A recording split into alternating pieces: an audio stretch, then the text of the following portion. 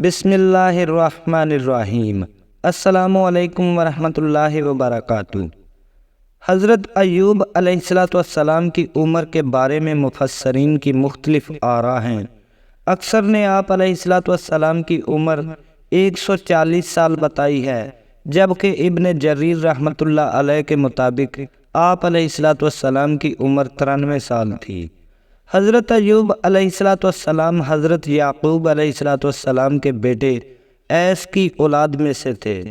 علامہ ابن عساکر رحمۃ اللہ علیہ کے مطابق حضرت ایوب علیہ السلام کی والدہ حضرت لوط علیہ السلام کی بیٹی تھی۔ اس طرح آپ علیہ السلام حضرت لوط علیہ السلام کے نواسے ہوئے۔ حضرت ایوب علیہ السلام سے متعلق معلومات کے ذرائع قرآن کریم، تورات یا پھر وہ اقتباسات ہیں جو عرب مورخین نے قدیم تاریخ سے اخذ کر کے تحریر کیے ہیں۔ حضرت ایوب علیہ السلام سے متعلق سب سے قدیم شہادت تورات کے اس صحیفے میں ملتی ہے جو ان کے نام سے منسوب ہے، یعنی صحیفہ سفر ایوب۔ یہ تورات کا قدیم صحیفہ ہے جس سے معلوم ہوتا ہے کہ آپ علیہ السلام سرزمین اوز کے رہنے والے تھے، نہایت سچے اور اللہ تبارک و تعالیٰ سے ڈرنے والے، برائیوں سے دور رہنے والے کامل انسان تھے۔ ہر وقت یاد الہی میں مشغول اور اللہ تبارک و تعالیٰ کا شکر ادا کرتے رہتے تھے۔ آپ علیہ السلام نہایت امیر کبیر تھے۔ اللہ تبارک و تعالیٰ نے آپ علیہ السلام کو مال و دولت، جائیداد، شاندار محلات، نوکر چاکر اور کثیر اولاد سے نوازا تھا۔ قرآن مجید میں آپ علیہ السلام کا ذکر 4 سورہ مبارکہ میں آیا ہے: سورۃ النساء، سورہ انعام، سورۃ الانبیاء اور سورہ صاد۔ سورۃ النساء اور سورہ انعام میں دیگر انبیاء اکرام علیہ السلام کے ساتھ حضرت ایوب علیہ السلام کا نام مذکور ہے، جبکہ سورۃ الانبیاء اور سورہ صاد میں آپ علیہ السلام پر آنے والی سخت ترین آزمائشوں، مصائب و آلام اور ان پر صبر و شکر کرنا، پھر اللہ تبارک و تعالیٰ کی جانب سے بہترین انعام کا ذکر ہے۔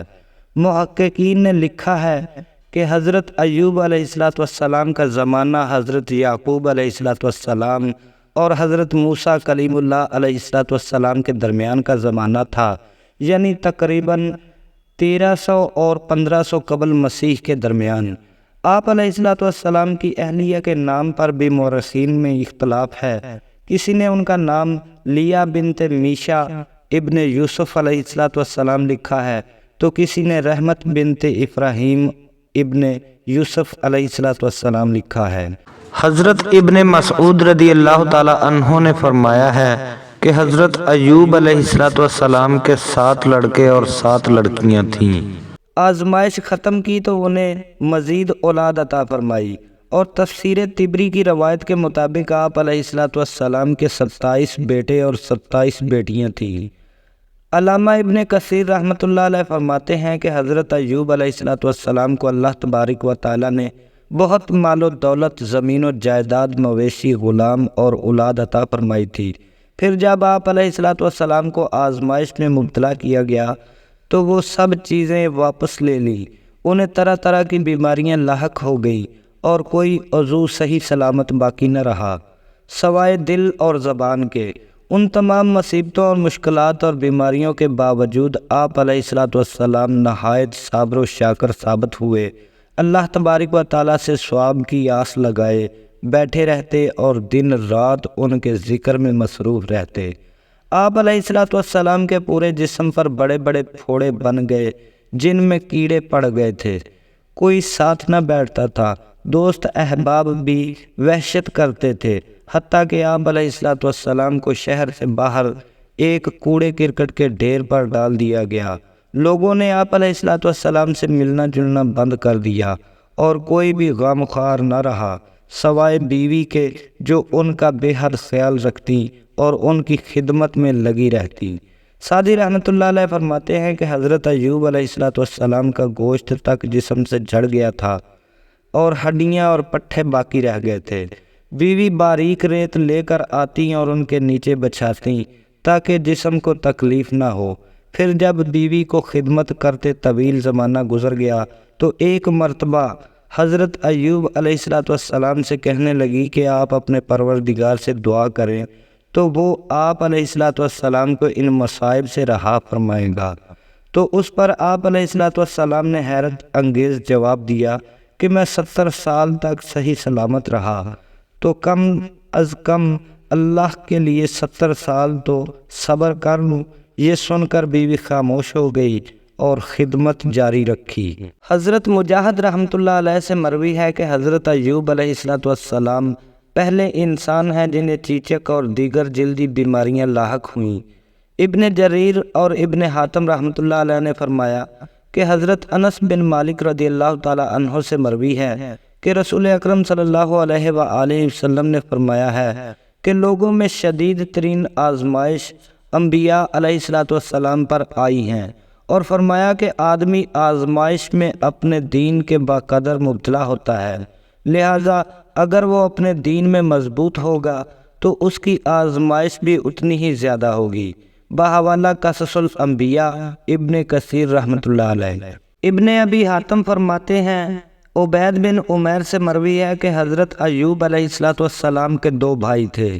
ایک دن آپ علیہ السلام سے ملنے آئے تو آپ علیہ السلام کے جسم سے بو آ رہی تھی، تو وہ بو کی وجہ سے قریب نہ آئے اور دور ہی کھڑے ہو گئے۔ پھر ایک دوسرے سے کہنے لگے کہ اگر اللہ تبارک و تعالیٰ ایوب میں کوئی بھلائی یا خیر جانتا تو اس طرح اس کو تکلیف میں مبتلا نہ کرتا۔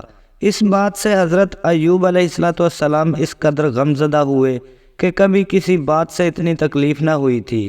آپ علیہ السلام نے فوراً بارگاہ رب العزت میں دعا کے لیے ہاتھ اٹھائے، جیسا کہ قرآن پاک میں ارشاد باری تعالیٰ ہے کہ جب انہوں نے اپنے پروردگار سے دعا کی کہ مجھے ایذا ہو رہی ہے اور تو سب سے بڑھ کر رحم کرنے والا ہے، تو ہم نے ان کی دعا قبول کر لی اور انہیں جو تکلیف تھی وہ دور کر دی، اور ان کو بال بچے بھی عطا فرما دیے، اور اپنی مہربانی سے ان کے ساتھ اتنے ہی اور بخشے، اور عبادت کرنے والوں کے لیے نصیحت ہے۔ سورۃ الانبیاء آیت نمبر 83 اور 84۔ قرآن مجید میں ایک جگہ اور ارشاد ہے، اور ہمارے بندے ایوب کو یاد کرو جب انہوں نے اپنے پروردگار کو پکارا کہ اے اللہ، شیطان نے مجھ کو ایذا اور تکلیف دے رکھی ہے۔ ہم نے کہا کہ زمین پر پاؤں مارو، دیکھو یہ چشمہ نکل آیا، نہانے کو ٹھنڈا اور پینے کے لیے شیریں۔ سورہ صاد آیت نمبر 41 اور 42۔ بعض روایات میں حضرت ایوب علیہ السلام کی بیماری میں ان کے جسم میں کیڑے پڑنے کی بات کو غلط کہا گیا ہے، کیونکہ اکثر مفسرین ان آثار کو درست تسلیم کرنے سے انکار کرتے ہیں۔ ان کا کہنا ہے کہ انبیاء علیہ السلام پر آزمائشیں اور بیماریاں تو آ سکتی ہیں، لیکن انہیں ایسی بیماریوں میں مبتلا نہیں کیا جاتا جن سے لوگ گھن کھائیں۔